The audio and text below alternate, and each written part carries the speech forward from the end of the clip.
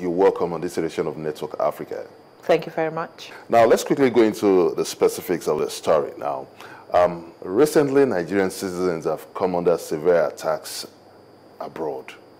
And it raises the question, do we have enough enabling laws to protect Nigerian citizens abroad? Well, of course, the grand norm, the Constitution of the Federal Republic of Nigeria is very clear that the security of lives and property of Nigeria is guaranteed under the Constitution. And of course, we all know that any law that is not in conformity with the Constitution of the Federal Republic of Nigeria, to that extent, that law is null and void. Of course, I don't think that there needs be any other law, because that would amount to over-legislation. But what that law does is that it is the security of lives and property of Nigerians are guaranteed within Nigeria. But then we also have the missions abroad that carry the mandate of the Federal Republic of Nigeria. And they are charged with the responsibility of ensuring that Nigerians around the world do not come to danger. And when they do come into any kind of danger, there are set rules and responsibilities that the missions have towards the citizens of the Federal Republic of Nigeria. Let's refer to the killing of a Nigerian in Guinea-Bissau that happened recently. Have you been able to get to the bottom of this investigation? Well, the responsibility of Nigerians and the missions to Nigerian citizens are, I mean, they're quite a number. For instance, you know, the Nigerian embassy would be charged with the responsibility, say, for instance, of giving a Nigerian, reissuing a Nigerian passport in the event that his passport was lost. Should a Nigerian need medical attention, they would have the responsibility of ensuring that they get medical attention. But let me also say that at this point in time that it is very important for us to realize that we do not have the powers to investigate or to bring to book, as it were, crimes in other countries. So, of course, what we do is ensure that that happens. And so the Nigerian embassy is a little handicapped. But with what happened in Guinea-Bissau, I mean, it was such a terrible thing, and so much so, and we could see the remorse of the government of Guinea-Bissau, so much so that they came out and they apologized to the government of Nigeria, and they showed a commitment to ensuring that they came to some resolution in the matters. I understand that 4 people have already been arrested because of this, but of course, everywhere in the world, the wheels of justice cog very, very slowly. And we're watching that space very closely, and we're hoping that they come to some kind of resolution. As I said earlier on, the people have been arrested. Unfortunately, Nigeria's hands are tied with regards to interference with their judicial processes, but they have charged this matter to court. I understand the arrests have been made, and we're watching that space very closely, and we hope that there should be some kind of resolution to that very unfortunate incident very quickly. Have you spoken with Ambassador Megide Adams, the Nigeria's ambassador to Guinea-Bissau, to find out his own version of this story? Well, yes, we spoke with him.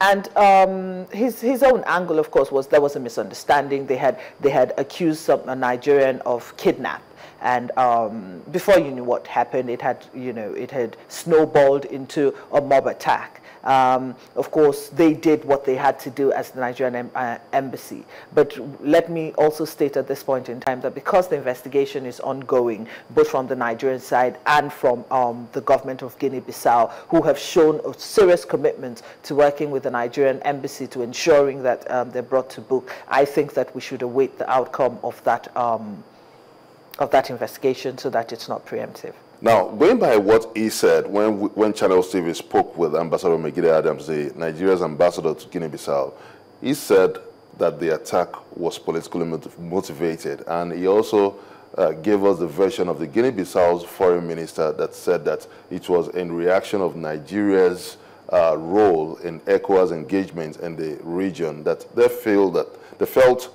Nigerian government was supporting the incumbents. So, doesn't it raise the question of Nigeria's engagement and his outpour of generosity abroad?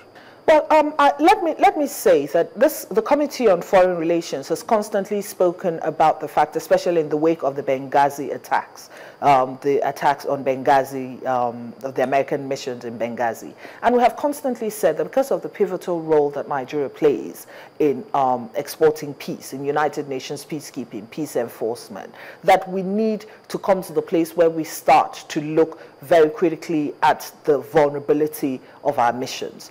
We have spoken to securing these missions even more and securing the lives of Nigerians in these places. Now, it is also very important for us to realize that Nigeria must, as a country, as the leader of the region, as the leader of the sub-region, Nigeria also plays a pivotal role in world peace, regional peace. But I do not think that what happened in Guinea-Bissau was an unfortunate incident. Of course, most things are politically motivated. Most things around the world could have a political slant to them. But I think that what is more important is that as a country, as a corporate entity, as a sovereign state, how are we viewed and how do we engage our people and what is our responsibility to the rest of the world? And I must say today that Nigeria has shown a lot of responsibility to the rest of the world in terms of what it is that we are expected to give off to the rest of the world. Now, you talk about the backlash. Is Nigeria not paying a costly price? Well, I believe that Nigeria has a very noble foreign policy thrust with regards to exporting peace and stability around the world. Of course, there's so many countries, and I speak specifically to the Guinea-Bissau situation. Now, without taking away anything from what the foreign minister of Guinea-Bissau said, I believe that there's so many conflicting stories with regards to that particular issue. There's a group of people who said that a couple of Nigerians tried to kidnap a citizen, and of course they came up with saying it was their political opponents. Of course, and the story about Nigeria's pivotal role in world peace and enforcing peace around the world cannot be overemphasized. But let's also state very clearly that there are certain countries who have xenophobic tendencies towards everybody and especially towards Nigerians.